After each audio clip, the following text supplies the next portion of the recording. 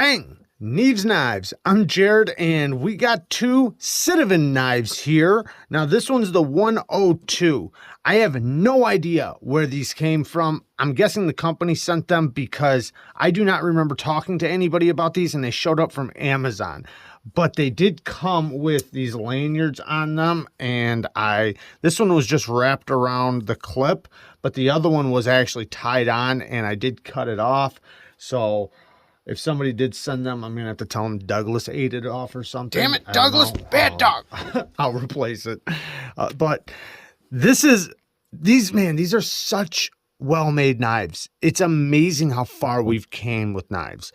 Look at this flipper tab. This is a really nice flipper tab. Look at how it angles up to the side. Very grippy jimping. And the detent there's no detent lash at all. Detent is nice and strong. Very nice break on it. Beautiful D2. And I like how the satin finish kind of runs at an angle. And like I said, D2 steel. Beautiful sharpening choil, exactly the way I like to see it. We got the plunge grind far away from the edge. So the plunge grind ends, at that second line right there. And then you can see how far away it is from the edge. Lots of sharpening life. Not the thinnest behind the edge, but it's not bad at all. I mean, this is a fantastic grind for this size knife. Good access to the liner. Easy to get past the detent, and very, very smooth drop, man. This thing, I don't feel the bearings at all. It's just glassy smooth, surprisingly smooth. The detent is so, so good on this. I'm trying to fail it. It's impossible to fail. The detent is just too well tuned. Contoured G10, very nice. Nicely done G10, nice and comfortable in the hand. I do feel the clip a little bit, but not bad. Deep carry clip. The screws, they're kind of in the way, but they're not bad at all. And I've seen these knives around. I don't know the price exactly on these, but they are very budget knives. And this same knife 10, 15 years ago, this would be considered high-end quality. It's just, they're very, very well done. They do have a little bit of weight relieving on the inside. I like how they went around the G10 really, or sorry, they went around the liners really well with the G10. The action is just so, so good. And the blade shape is going to be really good for most everything. It's going to be a jack of all trades blade shape. Nice jimping on the spine.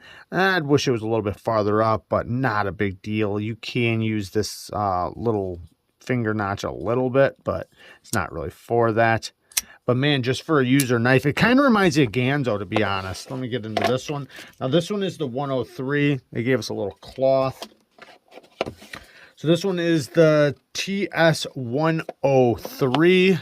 Let me move these boxes out of the way.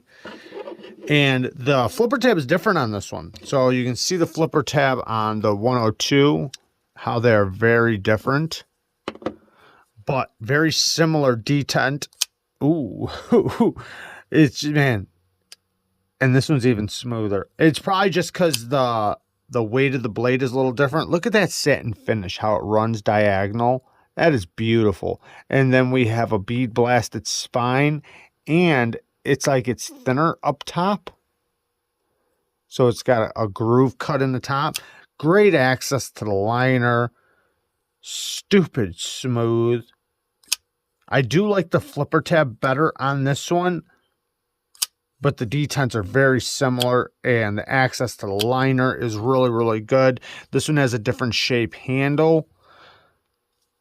This one's more comfortable, but this is still plenty comfortable. Very, very, very nice. And if you like this blade shape, this is like a sheep's foot Wharncliffe blade shape, and it's going to work great for opening things up and just doing utility cuts. Access to the liner, so good. Detent, not the earliest, but it's very easy to get past. Nice and centered. Let's check the lockup. Super solid, man. I can't get over it. These things are so good. So, so good. Now, can I reverse flick this? Yes, I can. Yes, I can. You wouldn't think I wouldn't be able to because it gets smaller, not bigger.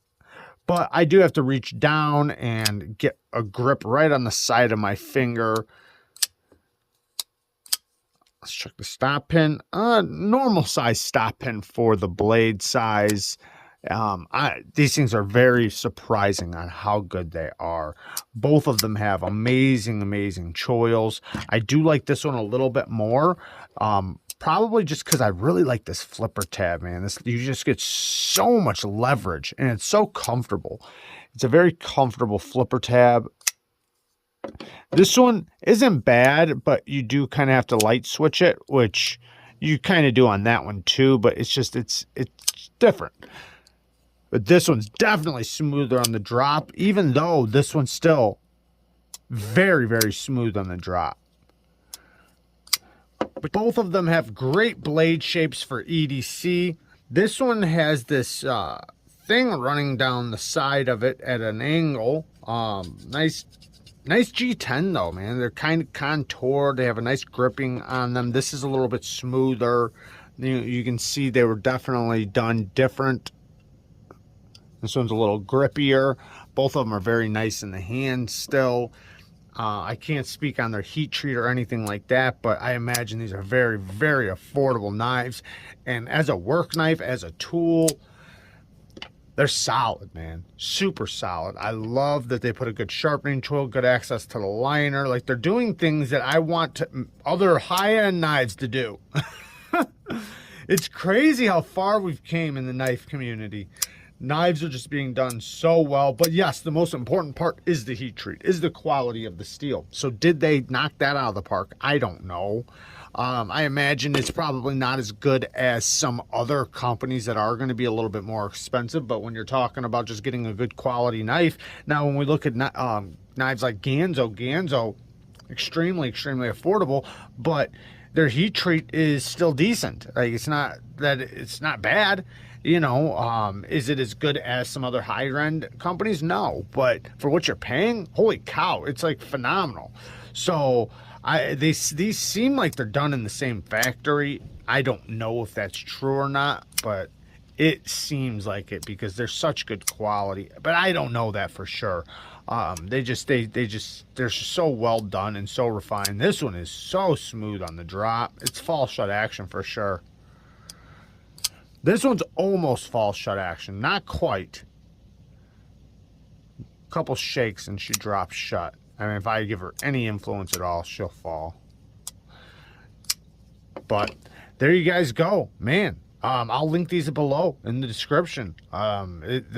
These are great gift knives, great knives to just have, man. This is a great work knife, and I would not be afraid to practice sharpening on this, to just put it to work and just work it, you know, as hard as you'd ever put a knife through. That's kind of the beauty of knives like this. They're kind of disposable, and some of the best knives out there are like that, you know, because you're not afraid to use them. You're not afraid to beat on them. You're not afraid to put them into work and put them, you know, make them go through the things they're supposed to go through. Yeah, you should use all your knives. Well, maybe not all. There are probably some exceptions with some collector pieces and things like that. But for the most part, you know, even if they are a little bit more pricier, you're buying that specific steel or materials for a reason. So use them. However, there are some knives that you want to just have to basically do anything. You know, you're not scared to do whatever with them. And these kind of knives give you the opportunity to have a good quality knife while doing that. So there you guys go. I love you guys. Thank you guys for watching. Peace.